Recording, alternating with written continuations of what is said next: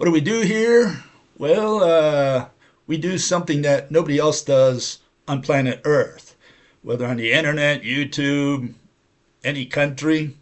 We do physics, real physics.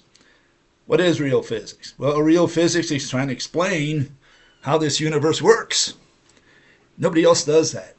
A lot of people out there think they're doing that. In fact, everybody out there thinks they're doing that. What they're doing is describing, and they pass their descriptions off as explanations, as physical interpretations, as mechanisms, as causes. And that is not so.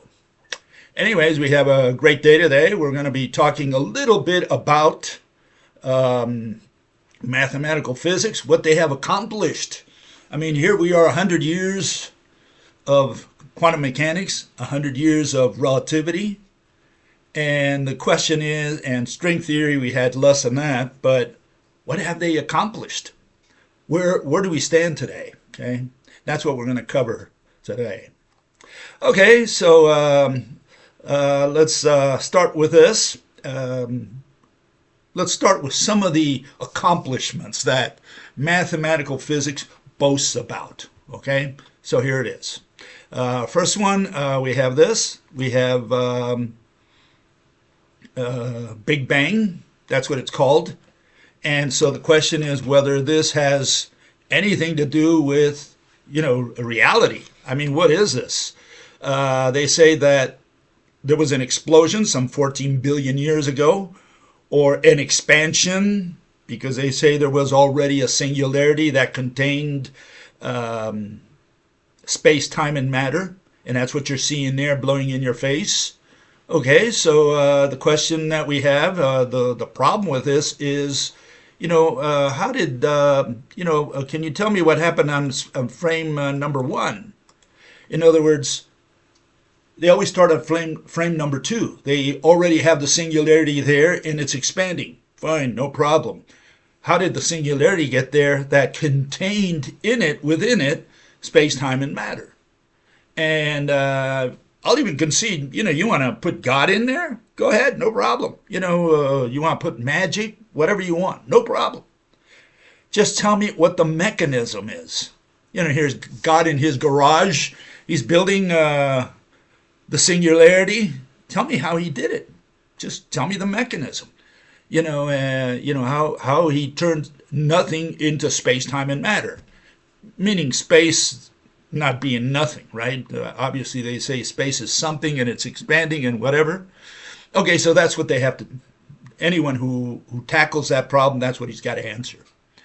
And here's another portion of that along the same lines, right? And here you have it. It's the expansion of the balloon, right?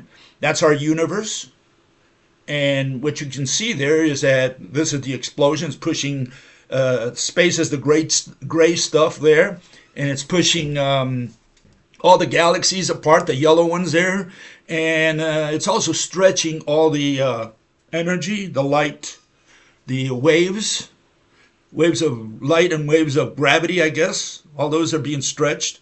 Fine, no problem. Just tell me what both. Tell me if the gray stuff is space. Tell me what the black stuff is. That's what I want to know. What is it? What is this pushing up against? I mean, if you can imagine, and the only way you can imagine the shape of that thing that's expanding is because there's something on the outside of it.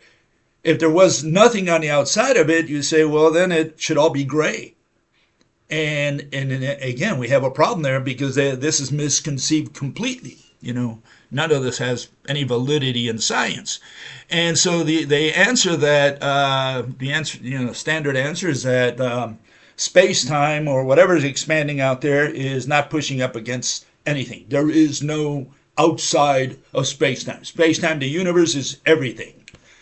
Even that fails.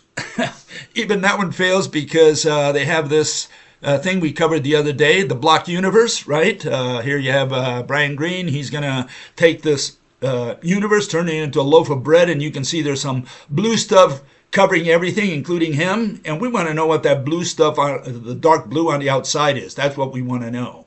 Okay, so how can we conceive the loaf of bread or his block universe? anything in there, including him, without something behind him, providing contrast. That's all they got to answer. Very simple, really, kindergarten stuff. And so that's one problem with it. The other one is here's the block universe. That's the blue stuff they have to explain, right? That's on the outside of the block universe. And they cannot explain that, okay? They cannot justify it. They just say it is so, that the universe is expanding, the universe is everything. So please don't ask that question. What the universe is pushing up against, what that expansion is eating against, fighting against, right? And why is that a problem? Well, here's one big problem with that, and that's they talk about the multiverse. They say there are many universes out there. And so if ours is one of these universes and there are other universes, what is the black stuff again? Why are we separated? What separates us from other universes? Okay, so they just keep talking about this and they never address their contradiction. Okay, if there are many universes out there, just tell me what separates them. You can't say the black stuff is space, because space is contained within each one of those universes. Okay, so you can see that it's completely misconceived what they have. None of it survives science, none of it survives physics, criticism, right? And here's another problem with that, and it's known as the wormhole. The wormhole connects two universes according to these people. And okay, so what's the universe? What is the wormhole going through?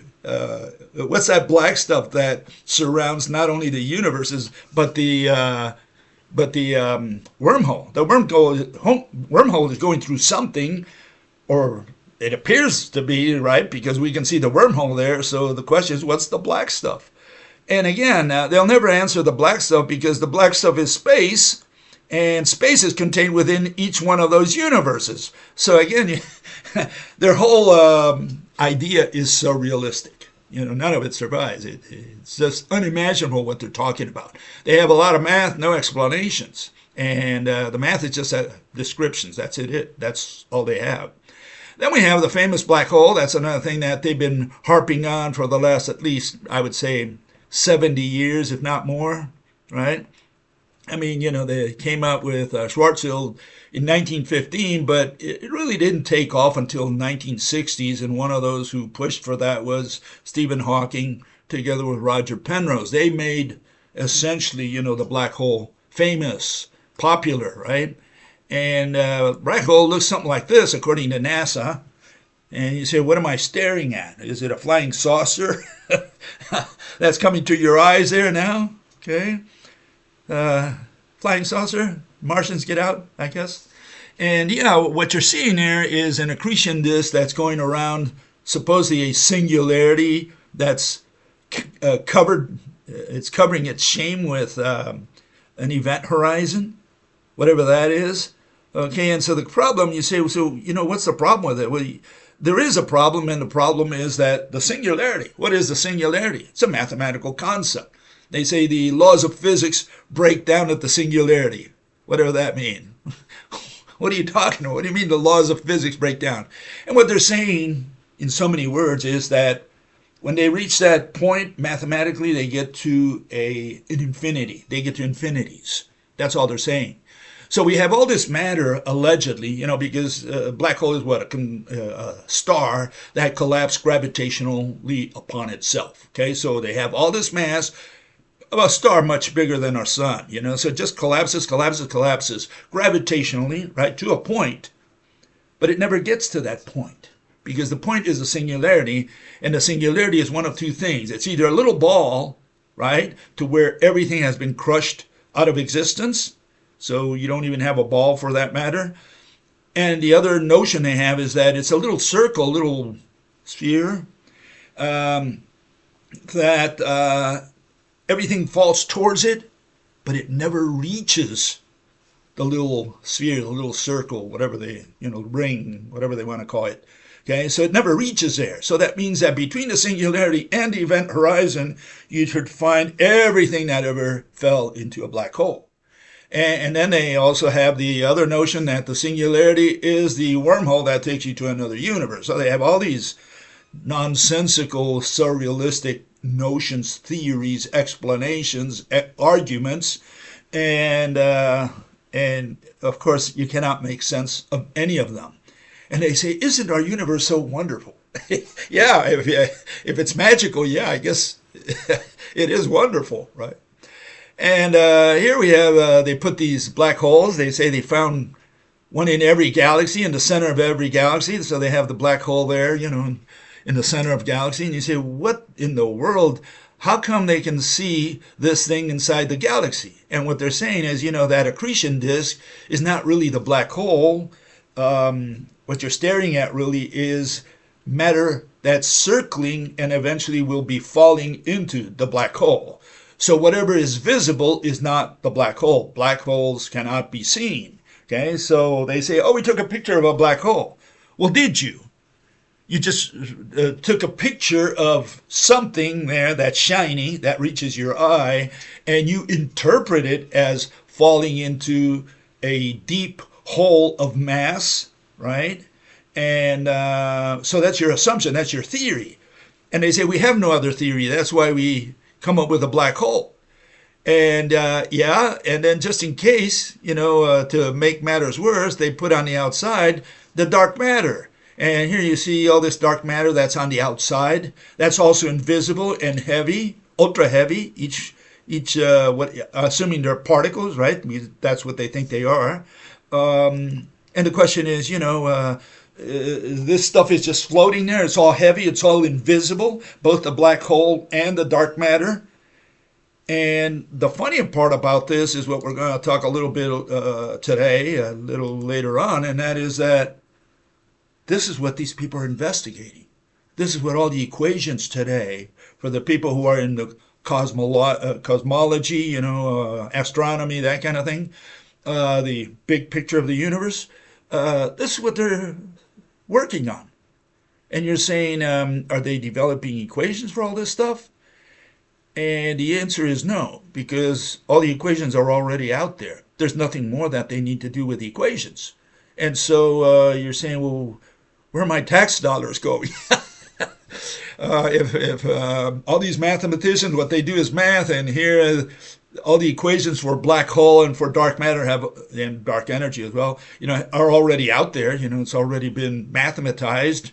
What are these people working on? What are all these people making all those big bucks for? So keep that in mind. Anyways, what is gravity according to these people? Well, this is why a baby falls to the floor, because space-time is warped. And what is space-time? Well, just a bunch of number lines. So they're bending these number lines, which they interpret or they depict, they pictorially represent with this net, okay? And so you say, oh, well, I'm looking at a net. I'm looking at some kind of trampoline or maybe a canvas, right? Hammock of some kind, fishnet. And that's not what you're staring at. What you're staring at is number lines, okay? Remember, what you have is space and time, and the space is not space. They cannot put 3Ds there, because if they put length, width, and height, they would not be able to fit it inside the picture, not at 90 degrees to each other. So what they do, they put the 3 dimensions of space in a single line, a single axis, and time on the other, right? That's what they do. So they cheat. They even have to cheat because they cannot imagine what they're talking about, okay? And then the worst part is that they start bending these things, and so you have all these problems with what these people are saying. Black hole, among other things, forgot to mention, is assuming we concede the black hole, and in the center of every galaxy. How does that compel stars to, orbit around the galaxy? Why don't the stars fly out or fall in? Either way, I mean, if you have this big mass in the center, black hole sucking everything up, why don't all the stars just fall in there and, we disappear inside the black hole? And conversely, if it's rotating, why don't the stars fly away? The ones on the outside, especially, right? And that's when they put all this dark matter on the outside to, put a fence there. Okay, put dark matter. I don't care. You want to put dark matter? I have no problem. They're not dark matter. We call them dark kilograms because what they're putting is mass. They're saying if we put all this mass, our equations come out right. Okay, no problem. How does it do it physically? How does mass do it? How do kilograms hold stars to the center, from flying away? That's all you got to explain. It's very simple. It's kindergarten stuff. And they haven't been able to explain this kindergarten stuff in the last 100 years with their dark matter, with their black hole, with their galaxy rotation problem and all this stuff. They have not been been able to answer the question. Okay, this is where they're at, and that's on the macro side of the mathematical physics. Here's the micro side, which is quantum mechanics. Essentially, you could say string theory is part of that, but string theory tries to unite the big world with a small world, right? But here it is. This is a particle, according to these people. What you're staring at is a field, and it vibrates. As you can see, the field is vibrating. It's like an ocean that's vibrating there. And when you see it sideways, well, a particle sticks out, and they say that's what a particle is, a real particle. By the way, there's fake particles known as virtual particles, but this is the real particle, okay? So we have these real particles, and you can see that it's not a particle, it's not a discrete entity, it's a peninsula. It sticks out of the continent. The continent here is the field, and this thing is not completely loose. It just sticks out, okay? And that's what they call a particle. Okay, so this is their notion. This is how they explain particles or justify particles or describe particles, whatever word you want to put in there, right? And it doesn't matter because then they tell you that, the particle can be at two places at once. And here we have Dr. Quantum, and he's going to illustrate for you that a particle is, when it goes like through in the slit experiment, when it goes through the two slits, well, the single particle is at two places at once. It doesn't break in half, okay? The particle is located at two different positions, two different slits, okay? Here it is. You can see the particle is goes through the two slits. They show them breaking up, but that's not really what they're trying to illustrate. What they're saying is the particle is at two places at once. Then it comes together again, and it's a single location. Here it is again. Let me show it again. You can see the particle comes out of the gun, right? And it's not splitting in two. It's just at two locations. And then it forms a single location on the other side, okay? And so the question is, is this science or is this magic? What is this? Magic wand, they can get away with anything. And again, it doesn't matter because whether they can be at two places at once, because these people deal with virtual particles. What are these particles? Well, these are particles that pop in from the void. Here you have the field, and inside the field you have, all these virtual particles popping in and out of existence continuously. And you say, well, this sounds like magic. I mean, what are these particles? Where do they go when they disappear? They form part of space? They go to another universe? I mean, they just say it is so. We can't measure them. And that's why we say they're virtual. They come in, they do their thing just to make our equations come out right, and then they go into Never Never Land, right? And disappear, and who knows where to go. Okay, and they have this other thing, which is entanglement. A particle can affect another one with nothing in between. So here you have two particles. One is somehow entangled, they say, with another one. They put this mediator, but there is no mediator because they never justify what that, what those strings or whatever you're seeing there, what those are. What are those things, that extended things that go from particle to particle? And they always illustrate them, but they never tell you what they are. They just say it is so, that one particle affects another. And so they illustrate what they're not explaining, or they're explaining what they're not illustrating, okay? One of the two, they're getting away with murder because they're trying to give you a physical interpretation. This particle affects that particle, but it turns out there's nothing in between them, so it's action at a distance. What is action at a distance? Well, it's the mathematical word for witchcraft. We just had witches the other day, Halloween, right? This is witchcraft. It affects that one, and nobody knows how. Black magic, they call it. Voodoo science, that's what it is. And then they have these tachyons, and the problem with the tachyon is it violates special relativity. Special relativity has been proven, they say, to exhaustion. You can't even criticize special relativity, and special relativity would not work if you have faster than light. All the equations of special relativity would go down the drain if you introduce faster than light. And that's what a tachyon is. Tachyon is faster than light travel. FTL, there you have it. And so the question is, why are so many papers allowed to be published on tachyons? You go into the archive, or you go into even the formal, scientific literature, as they call it, and you'll find all kinds of papers talking about tachyons. Why do they allow it? Who approved it? Who are the peer reviewers who allowed that, knowing that all tachyons violate special relativity? It's either one or the other. Either you accept tachyons or you accept special relativity. Special relativity is, they brainwash you. They constantly drive it into your head that it's been proven to exhaustion. You cannot even touch special relativity anymore. And then they have this tachyon that goes faster than light, and they clean their nose holes, with the special relativity, the speed of light. Okay, so here we have, what do they use these days in quantum mechanics? Well, they have the wave packet. What is a wave packet? Well, it's a mixture of Maxwell's waves and Planck's particles, the quantum, right? So they have the wave quantum, or the wave packet, right? Penrose, in one of his books, he illustrates the wave packet, which is that curlicue there. Okay, and I guess dynamically, this is what they look like. You have the particles on the one side, and I guess if you add them, because you got to do it mathematically, right? If you add the wave to it, the transverse wave, I guess you end up with a spring that's going around. Is that what a wave packet is?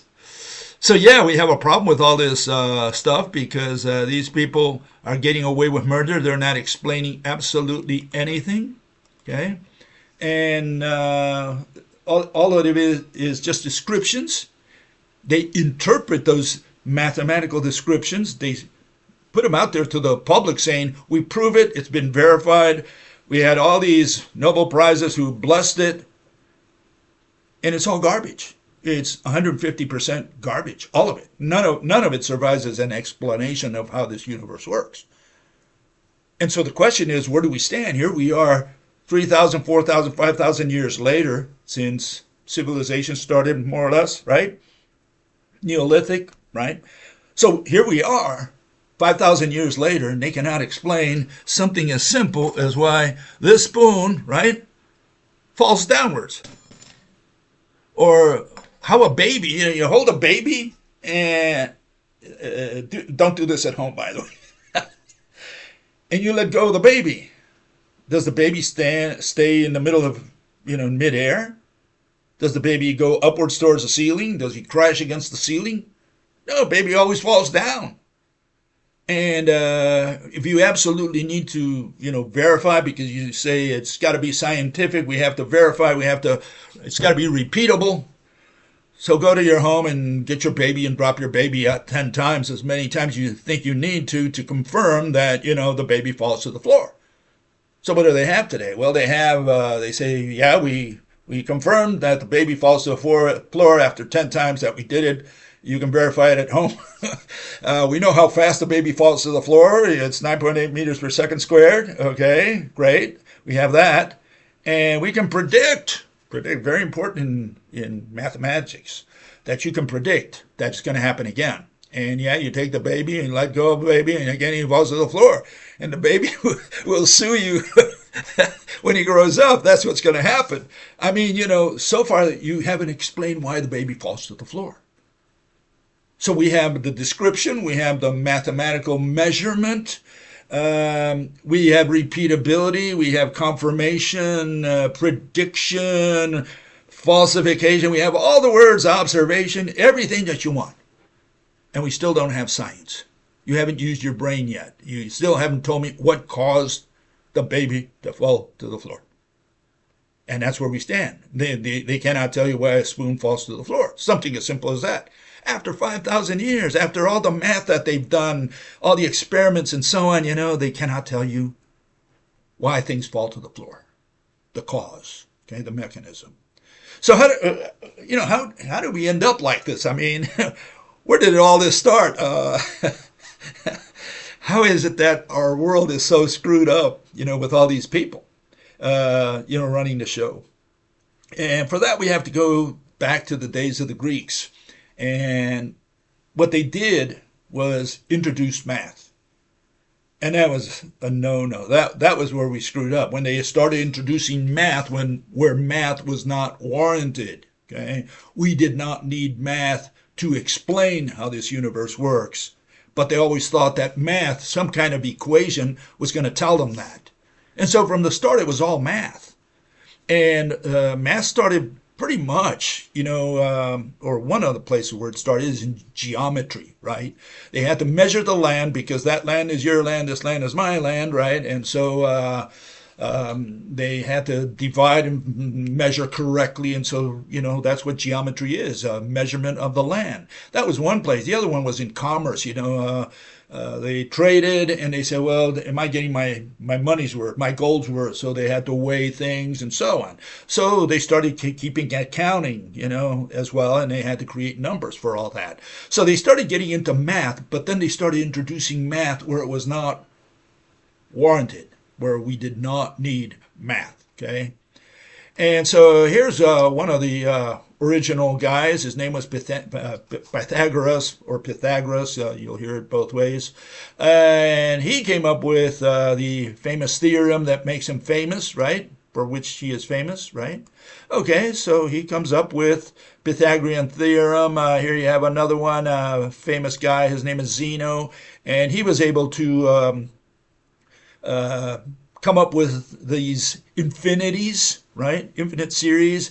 Here you have the famous paradox where Achilles never catches up to the turtle or tortoise because by the time he gets to where the turtle is, the turtle has moved further and so on. So he's always halfway there. He never makes it to the turtle, even though the turtle travels much slower than he does. So they had all these things that they played around with, numbers, infinities, and this is how they brought this stuff into the world of physics.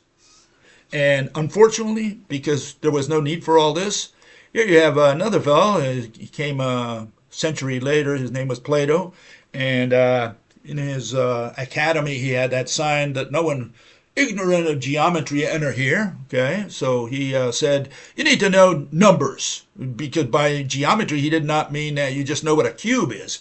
He said, look, you need to know how to measure. You need to know about angles, sides, relations between sides and angles and so on. And so they came up with all this stuff. In fact, he came up with these solids, Platonic solids, and talking about congruent angles and congruent sides and stuff like that, this was all ideal. It had nothing to do really with physics. But this is where it all began, and they started measuring angles and comparing values and so on. So they introduced math together with geometry, and that's when you created for the first time mathematical physics. Okay, because now it's just not physics over here and math over there. Now it's a merging of the two, right? Which is irrational. You cannot merge physics with math at all, but that's what we have today. It's called mathematical physics, and this is where it started. It started with people like Plato and the Greeks in general, right? And here's one fellow, and here again, it's a case in point of why all this was nonsense. Here you have this fellow. His name was Euclid. He came a couple centuries later after Plato and Aristotle and so on. He came a little later, right? And so what was the deal with Euclid? Well, he misconceived. He wrote the book, that we have today, Elements, which gave us like the starting point for geometry. And everybody since the days of the Greeks studied the elements. Everybody knew the elements in the Middle Ages, right? The Dark Ages, all the way to today. We read this stuff in school, and you get it sometimes in high school, sometimes in college. But everybody that took geometry, has to go through Euclid, which is plane geometry as it's called. Anyways, what you're seeing there are two parallel lines. And they say, what is parallel? Well, it's straight lines that which extended, to infinity. They don't intersect. They don't touch each other. No, that's not what parallel lines are. Okay, not at all. Okay, first of all, what you're staring at are not lines. Okay, what you're staring at are a bunch of points. And what you're staring at is not a geometric figure. Neither one of those two is a geometric figure. What you're staring at is itineraries. And that's what Euclid had. He had itineraries for everything. He had, here's another itinerary. See if I can get it up there, which is the semicircle. Okay, and again, you say, well, so what's wrong with this? Well, what's wrong is that's not a semicircle. Semicircle is something you point to. Okay? It's not something you build one line at a time. In fact, it's very easy to destroy that notion of semicircle or a circle, any of those, right? Because you say, well, what is a circle made out of? Well, it's made out of all these points which are equidistant from a center, right? And you say, well, what's between any two points on the circumference? Another point. Oh, and what's between that point and another point? Another point. And between those, another point. And so, to this day, they're still building the circle. Because between any two points, you're going to find another point. What they're talking about is locations, not points, not physical point, not balls. They're talking about these mental cases, all these mathematicians, they never conceptualize what a circle is, and much less can they conceptualize, the semicircle. Here it is. This will tell you what parallel lines and semicircles are. There it is. That's a semicircle, the one on the bottom, right? And you point to it. Say, that's a semicircle. And if you have a circle, you point to it and you say, that's a circle. You don't build it point by point, line by line. And the same with the parallel lines. I mean, you don't put arrows on the end of your lines and say, oh, they go off into infinity. Well, how do you know that they don't intersect at infinity?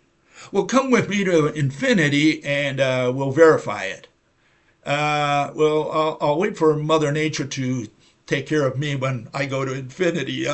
I think I can wait. I don't need to understand what what parallel lines are. Please don't take me to infinity today. Right? Now, parallel lines are, first chopped off. That's a line. They call it a line segment. No, it's called a line. There's no such thing as a line segment. You either have a line or you don't. And what they have is itineraries. That's why they put the arrows at the end of the lines, because they say, oh, this goes off into infinity. And yeah, when you have those definitions, you don't have a rational definition. You don't have a scientific definition.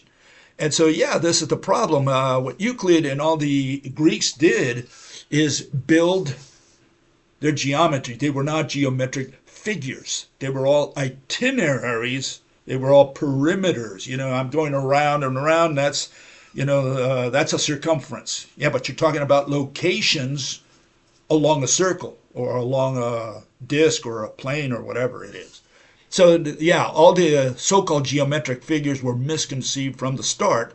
And all these people passed that on from generation to generation for the last, 2,000 years, 2,500 years.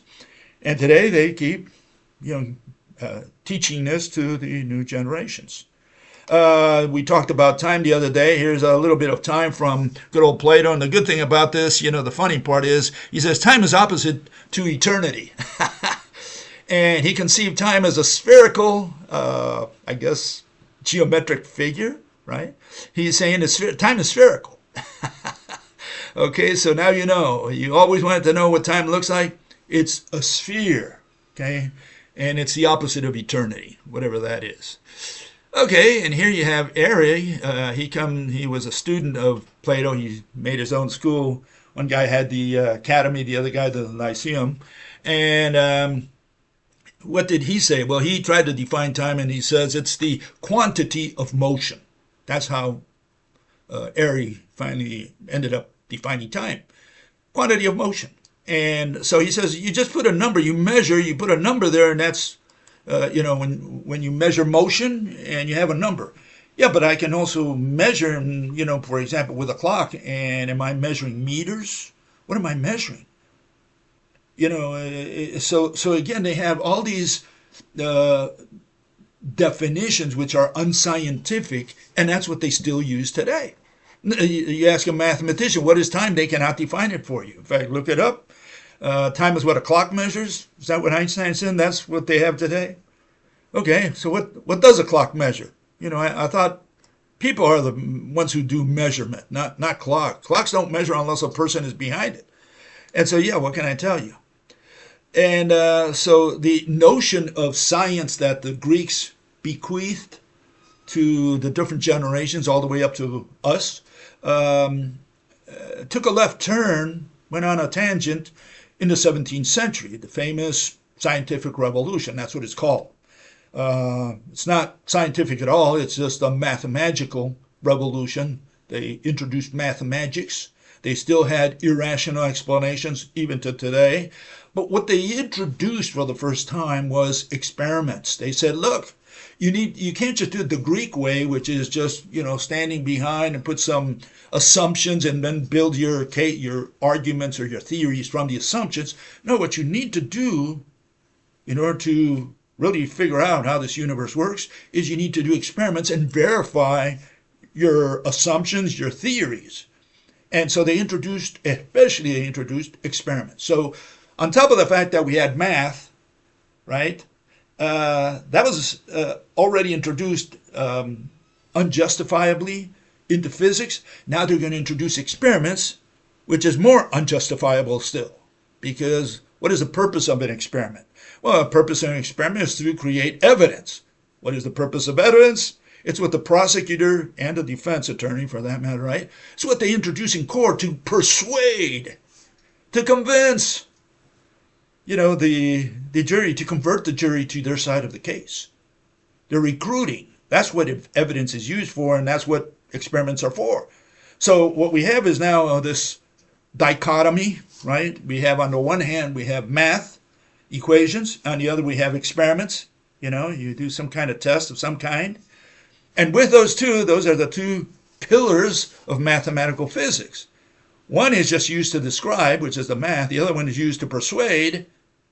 And so far, we have no explanations. And that is a state of physics, quotations on the word physics. That's the state of mathematical physics today. Okay? And so here we have some of the famous 17th centuriers, as I call them, okay, from different countries. Okay, you see some of the names there. You probably are familiar with some of them. I have Otto von Guericke there on the upper right, and he worked with vacuum pumps. He's one of the guys who took a couple horses and tried to bring two hemispheres apart, which were under vacuum. And he showed with that there was something in there, or something pushing up against the two hemispheres, right? Francis Bacon, he's essentially the one on the upper left. He's the one essentially who came up with the scientific method that we have today. One of the guys, at least, who pushed for it. All of those people, they did all kinds of experiments. Torricelli at the bottom there, from Italy, he went out there and he tried to figure out, again, what the vacuum was made of. In fact, it's interesting that you have another fellow there. See if I can find him. Robert Boyle. Yeah, there he is, up on the left side, okay, on the English side there. Robert Boyle, the third one down after William Harvey. And he did a little presentation to Charles II, who had just come back from England, to England after the period of Oliver Cromwell, and he comes over and he tries to convince him, because they started the Royal Society, and he said, "Hey, look, we're going to do some scientific research here," and he said, "We're going to weigh air." And Charles laughed at him and says, "What? These guys? I'm paying all this money, and these guys are doing what? They're going to weigh air?" I mean, what kind of science is that? And so, yeah, all these people started doing experiments of different kinds and observation, and that's when this thing we call empiricism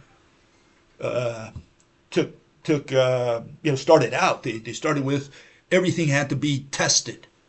We needed an experiment. What was the experiment for? Well, yeah, you can get ideas from experiments. That's true. You're in your dark basement. You do an experiment. You say, I thought it was like that. And no, it's like this. And so you change your mind because the experiment made you change your mind of how things really work. And so that in that sense, you could say it's good. But until you come to the conference, until we don't want you coming to the conference and doing an experiment for us to try to convince us, to try to persuade us that you're correct. Leave your experiment behind in your dark basement. We don't care about it.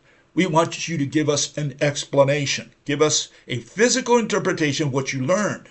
Show us that you use your brain, right? But to say, let me do an experiment for you, like Faraday used to do, said, look, I'm going to wow you.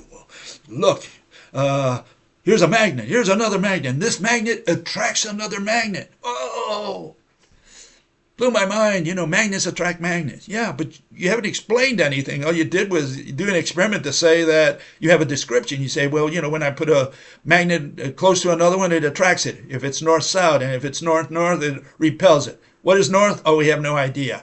How does it do it? We have no idea. All we know is it does it, and this is the speed at which it does it. It's all description. None of it is explanation. You haven't explained anything. You haven't used your brain. All you did was, like I say, very simple. You collided against the wall. Oh, I'm the guy who discovered the wall. The wall is yellow, and it's very hard, and I crashed against it at such and such speed and such energy and with so much mass, and so you discovered the wall. You get a Nobel Prize for discovering a wall and measuring and tell me what the color of the paint is. That's description. Please tell me, something that you can explain. But to say, you discovered something, the first one to discover, like I say, rhinoceros. Nobody ever saw a rhinoceros. All of a sudden, you go to Africa and you find for the first time a rhinoceros. You say, look, I found a rhinoceros, discovered the rhinoceros. And he's got this big horn, and people say, well, I'm a little skeptical that there's such an animal that you're talking about. And so you bring the photograph, you bring the movie, you bring the damn rhinoceros over. Do you get a Nobel Prize for discovering rhinoceroses? For being the first to discover the moon? For being the first to discover something? I mean, hopefully you get a Nobel for explaining something. And we have no explanations. All we have are descriptions, mathematical descriptions, and lots of experiments. Experiments can be used for technology? Absolutely. Technology has nothing to do with explanations, which is what physics, what science is about. That's where we have a problem with what we have today. We have no explanations. And yeah, so in the 17th century, they came up with empiricism. And here's what empiricism is. In the philosophy of science, they call it. I don't know what philosophy of science is. There's either science or philosophy. There's such thing as philosophy of science. Empiricism emphasizes evidence. What do we use evidence for? Was it to persuade and convince and convert, recruit people so that you get the jury on your side, so that you can maybe have them smile at you and give you money or whatever? Yeah, it's for evidence. What is evidence for? It's just to convince people. That's all it is, that you're right. Especially as discovered in experiments. It is a fundamental part of the scientific method. Absolutely not. That all hypotheses and theories must be tested. No, we don't test anything. You can test anything you want in your own dark basement. In science, we only explain so that you understand the theory. If you want to test something, go out and test it. And if you tested something else, you come up with a different theory. Okay, so you have a different theory than my theory. That's all we have. And then people can reach their own conclusions. And you say, well, here's the experiment that proves my theory. Well, maybe, perhaps, especially with invisible, intangible things, you can't put your finger on that and say, oh, I'm right. Nobody can say I'm right when you're dealing with untestable, empiricism. If you cannot test them, you cannot run an experiment to prove, right, something that is invisible and intangible, then nobody is right except Mother Nature and Father Universe. They know. The devil maybe, they know for sure. But you don't know. Neither do I know. Nobody knows. All we can do is explain so that you understand, and then everybody reaches his own conclusion, whether it makes sense to him or her, right? Therefore must be tested against observations of the natural world rather than resting solely on a priori reasoning, intuition, or revelation. Well, again, what observation are you going to do for gravity? Here's gravity, right? Spoon, let go of it, and what you have is a spoon that fell to the floor. That's all you have. Do I know why the spoon fell to the floor? Well, I can explain, in the best way I can to you so that you understand my theory, right? But there's no way to prove it, because in order to prove my theory, I would have to make visible that which is invisible, tangible that which is intangible. And I can't do that unless, I just put a picture, show you something and say, look, let us assume, make an assumption about what's in that invisible world, and then you can understand the theory. It doesn't mean that my theory is correct or incorrect, right or wrong, true or false, right? It just is. You take it for what it is, you take it home, you munch on it, and reach your own conclusion. That's the way it is. So there's no observation that you can do for invisible, intangible entity. There's no test, no experiment that you can run, okay, to prove. You can reach your own conclusion without any proof, okay? What is proved to you is a lie to your neighbor. Empiricism, knowledge, is based on experience, is tentative and probabilistic. Why is it tentative? I mean, if you proved it, why is it tentative? Proof is proof forever. Are you saying that you proved it to your generation and your theory is a fact in the 17th century, but it's no longer a fact today? Is that what you're saying? How can it be truth 400 years ago and a lie today? So a truth is a truth always, never partially, never, if it's a truth forever. But see, these people say, well, it's a truth today because we convinced all the mathematicians at the club and they all voted for it 50% plus one, so we have majority rule, and so we proved it. It's no longer a theory, now it's a fact. And then 200, 300 years later, they say, oh, we proved these guys, these bozos, 300 years ago, we proved them wrong. So how could it be a fact then and a lie today? And again, we have all these issues that we have to look at. Empirical research, including experiments and validated measurement tools, guides the scientific method. No, you can measure anything you want, you can test anything you want, run all the experiments you want. None of that is going to have anything to do with the theory. When you come to the conference, we just want a theory. Tell us what you think happened, how it happened, why it happened, what caused it to happen. Tell us the mechanism. We're done. Don't try to convince us. Just be objective and tell us what your theory is. That's it. And empiricism comes from experientia, right? Latin, and that's where the words experience and experiment come from. And now you know that. Yeah, so they included empiricism since the 17th century in addition to math, and that's what we have today. Just math and experiments. Descriptions, mathematical descriptions, and evidence. Evidence for what? That there are black holes, that there are dark matter, that there's dark energy, that the universe had started at a singularity that was already there by God, I guess, right? That there are parallel universes, multiverses. We have evidence of all that. So again, it's that's where we stand today. We have all irrational theories, all irrational proposals, and that's what we're living with today. And so these people are running out of ideas now because these ideas are on the floor. The math is already done with, and so what's left? What are they doing now? Just spending money? Spinning their wheels.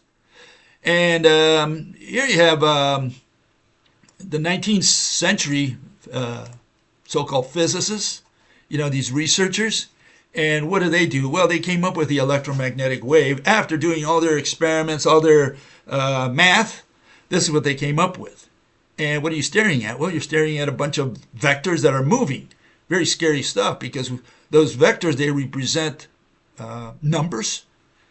It's value, magnitude and direction. That's what a vector is. And so they put these things in motion. Very scary stuff. They have all these numbers that are moving.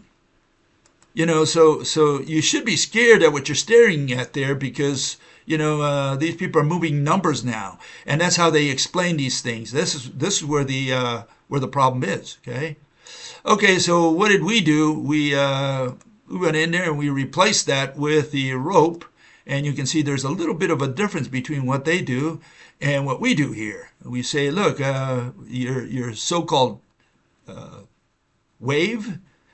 Transverse wave, what we did, we replaced it with a physical entity. For the first time, we have a physical entity. And a rope is an entity, and it's got many things positive about it that I can tell you that you can, ponder. And that is, first, it's a physical entity. And second, it merges gravity with light. Because not only do you have an atom connected to another atom, which explains Newton's equation, justifies Newton's equation, because now you have mass connected to another mass. Now you can conceptualize pull, but also you have this torsion that's moving, which is the fastest thing imaginable to man. And not only is it fast, but it's undulating, which in just about every way imitates the transverse wave that the 19th centurists came up with. Okay? So this is what you got to ponder, the features that the rope has. Okay? And the rope, again, twirls in situ, okay? And it connects two atoms. So now you can explain gravity, because gravity is a pull force, as everybody out there thinks of it as that. Especially, the establishment, they all believe that gravity is a pull force. It's not a push force. And if it's pull, you need something in between two atoms. Look how simple that is. You need to be able to have something between two particles if you want to pull from one to another. And they say it's action at a distance. And that is black magic. That is voodoo science. You don't do things at a distance. Okay, so what are the physics topics that these people have today as a result of all this immense work of math and experiments? Well, here it is. This is one site. This is the one recommended by the AI. LMU, it's a university in Munich, okay, in Germany. And these are the subject matters that these people are studying. Okay, astroparticle physics, computational mathematical physics, nanophysics, particle physics, quantum information. Information. Does information have anything to do with physics? No, information has nothing to do with physics. Information is not a word of physics. We move objects around. We don't move information around. So whatever nonsense is quantum information, we have no idea. Solid state, if it's solid, hopefully it's got something to do with physics. Statistical physics, again, mathematical physics. That's what they want to introduce at all costs. And when you go in there, they go a little bit deeper in all that stuff. They say, look, here you have the breakdown, and you see what they're really doing. In astronomy, they're doing dark matter and dark energy. That's what they're spending their time on. They're also doing black holes, by the way. In elementary particle physics, they're doing particles, which ain't particles. Remember, what was a particle? Vibration of a field, okay? Local vibration of a field, which is not a particle in the sense of a discrete entity. What it is a peninsula sticking out of the field, which is vibrating. Then they study molecules, okay, optics. I like that. They say we photograph electrons. Yeah, I'd like to see a photograph of an electron. Anyone can come up with one of those. Hey, they convinced me, okay? I've been persuaded then. No, they never can take a picture of an electron. And none of the electrons look like beads orbiting the nucleus. None of the atoms that they've ever pictured, even, you'll see some of the atoms with atomic force microscopes and so on. You will never see an electron a discrete one, a single electron out there. No way. And so I don't know how they can photograph electrons. Anyway, they say mathematical structure of physical theories. What in the world is a mathematical structure? I mean, you see, they invent these words that give a sense of physics. Oh, it's a structure. It's a mathematical object, right? And they're not objects or structures. They use, or manifolds, they say. None of these words represent physical objects. They have nothing to do with physics, because the mathematical, the adjective mathematical destroys any notion that these words belong to physics, these terms, right? And yeah, so this is what they're studying. And so you have some of these head honchos in the United States, like Lenny Susskind. What are they studying these days? I mean, these guys make a lot of big bucks, right? Lenny Suskind's at Stanford University, and they make big bucks. And what are they studying? What are they doing every day? What are they getting paid for? What are you paying for? Because you're paying their salaries, right? Okay. If you ran a company, you at least want to know what your workers are doing for you. What are you producing for me? What do I get out of it, right? And here's Lenny, okay, and this is what he's working on. I looked it up. It says, what is Lenny working on these days? Generalizing string theory. This is what the AI tells me. A key goal is to generalize string theory beyond its current reliance on supersymmetry to better describe our universe. So what are they working? He's working on more descriptions. He wants more descriptions of the universe. Like if we had enough. Lenny, do you have any explanations in there by chance, right? I mean, they're working on descriptions, mathematical descriptions. He's working on black holes, actively researching black hole firewalls, and exploring alternatives such as the use of Einstein-Rosen bridges. The Einstein-Rosen bridge is what? It's a wormhole, right? So here they're talking about firewalls, which is related to Hawking radiation. I'm not going to go over that right now. But they're working on black holes. Einstein bridges was his wormholes. This is what he's spending your money on. This is what you're spending your money on this guy who does this kind of stuff. And so what equations can he come up with? Does he have any new equations for black holes or for Einstein-Rosen bridges? And the answer is absolutely not. There's nothing more that they can come up with that. They beat the horse to death. And a landscape problem. Okay, he's become a landscaper, I guess. Susskind continues to work on the concept of string theory landscape, which deals with what? Apparent fine-tuning of physical constants in our universe. So he's going to twirl around. He's going to play around with the physical constants. Okay, and again, that's all math. What does that tell us about how the universe works? Will that give me any insight, even if the constant changes and he finds out that the speed of light is different, that the mass of the electron is different or whatever, right?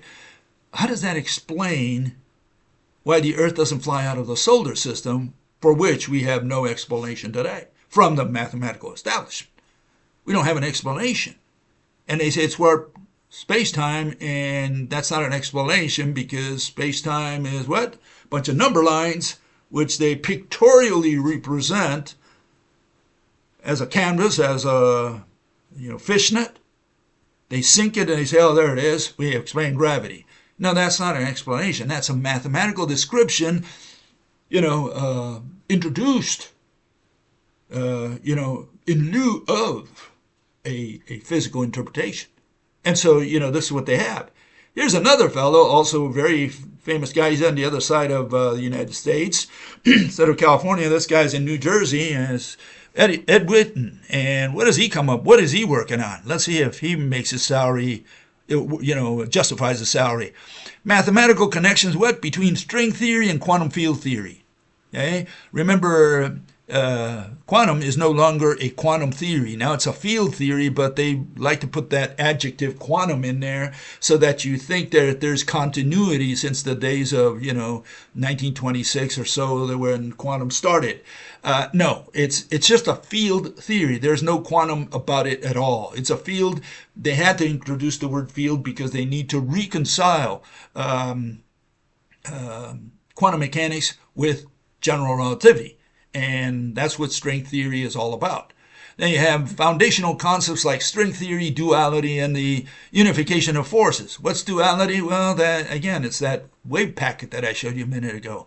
Unification of forces, well, they're trying to say, well, we have to unify all these forces of quantum mechanics, even though general relativity says, gravity is not a force. And so how are you going to unify forces if general relativity rejects the word force? Okay, there's no such thing as force in general relativity. It's a field theory completely. So again, they can't unify these forces, meaning between not only within quantum mechanics, but they cannot unify them with general relativity, even if they were to be able to unify them within quantum mechanics, because there are no such thing as forces in general relativity. So we're done. These people are working against their own proposals. That's what they're doing. They have misconceived the whole project. That's what it is. And what are they going to do? They're going to test it experimentally, right?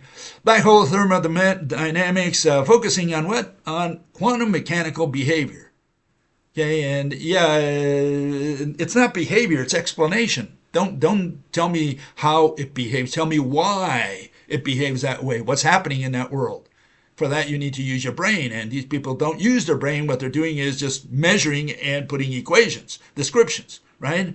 Then he's looking for a world formula. It used to be called, grand unified theory or theory of everything. Now they invented the world formula. Okay, so what is world formula? Unifies all fundamental forces and particles. Again, that's within quantum mechanics. Got nothing to do with general relativity. General relativity rejects all of that stuff. And so, the whole scheme is misconceived. Because if you're going to unify, if they say, look, we've proven quantum mechanics, we've proven relativity. Okay, separate, right? But not mixed, not blended, right? We prove them separately. Okay, so you prove this, you prove that, we're done, right? Now the question is, how do you unify them? Well, if you're going to talk about forces, you can't extrapolate that to relativity. And so the scheme is already wrong, the plan, I don't think you want to invest in something that has no possibility of ever being true. As they like to say, true, it's true, right? A fact, proven. If general relativity rejects forces, they're working on the wrong stuff. Period. You're spending your money on your salary for absolutely nothing. You're throwing it away. You ran a company like that, you would go bankrupt. Okay, so how do you find dark matter and black holes? Well, how do you find, how do you prove the existence of ghosts and goblins and spirits, angels? Is it possible to prove the intangible, the invisible? You can draw it. You can draw the, the fishnet, the relativity fishnet. Is there a fishnet out there that bends and that's gravity? No, there isn't. It's just that simple. So the explanation is wrong. I don't care what the Einstein's field equation says, which essentially, real quick, it says if you take mercury and you condensed all the mass of mercury into a point, okay? So we have a little point, a little dot, just a location there, and that location is going to move around, right? Because it's a moving location. But you have that center of mass, right? And what Einstein did with his field equation, he was able to tell you what the itinerary of that point mass is. And it's, again, like if you're in a trampoline, you press down, and because you distorted the fabric of the trampoline now affects your movement, okay? And so that's essentially what the field equation does. So it's a description, it's a mathematical description of an itinerary, totally different than Newton's equation, which was, mass, right? Distance squared. In other words, you have two objects, the Earth and the Sun, and so he was able to calculate that, that this object here is attracted to the Sun in proportion or inverse proportion to the distance that separates them, the square of the distance. So it's a totally different notion, a totally different conception of gravity. And the one we have today is this nonsense, this poppycock called space-time, which is bent space-time, warp number lines, and that's the cause of gravity. Yeah, maybe in mathematics, not in science. Okay, never. And so here we have a quote from a guy from a little farther back. He was, 17th century? Even earlier. He was like 16th century.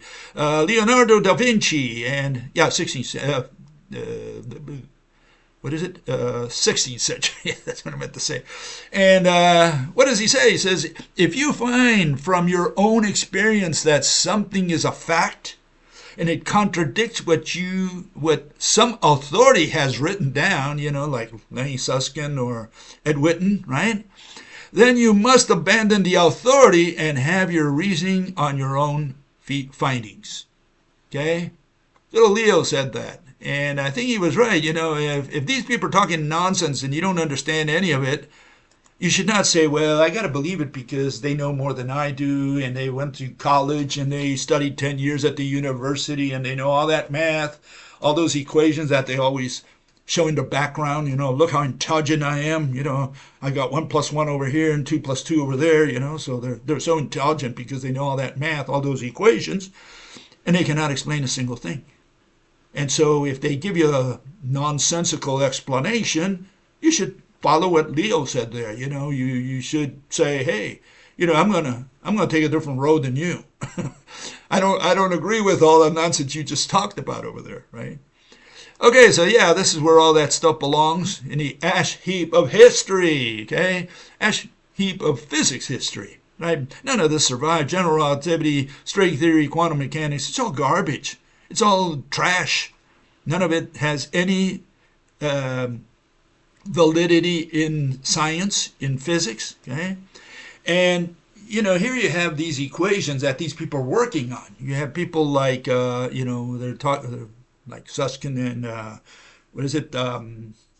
Ed Witten, and they're working on what? They're working on black holes, they're working on dark matter, dark energy, Big Bang, that kind of thing. The big stuff, right? Some people are working on the little stuff as well, the micro stuff, the quantum stuff, but the big stuff. And the question is, what can they come up with? Here you have the equations for Schwarzschild and also for Kerr black holes, which are rotating black holes, okay? We have the equations. The equations are already there. What are they going to do? I mean, these equations have already been published, and there's nothing more that you can do to these equations. You cannot change them anymore. I mean, what do you expect to do with these equations anymore, right? They're done. And so the new generation has nothing to work on because the equations are already there. For quantum mechanics, for general relativity, string theory, they're already there. And all they're doing is just playing around to see if they can find a little nick here and a little nick there to try to improve the equations. But the whole scheme is wrong because there are no such thing as black holes. There are no such thing as dark matter. Then these people are just wasting their time. They're spinning their wheels. Okay? You say, how do you know, Bill, that there are no black holes? Well, very simple. Very, very simple. Black holes cannot exist, first because it's a star that collapsed to a single point. And that point is, zero dimensional. So it's got no length, width, or height.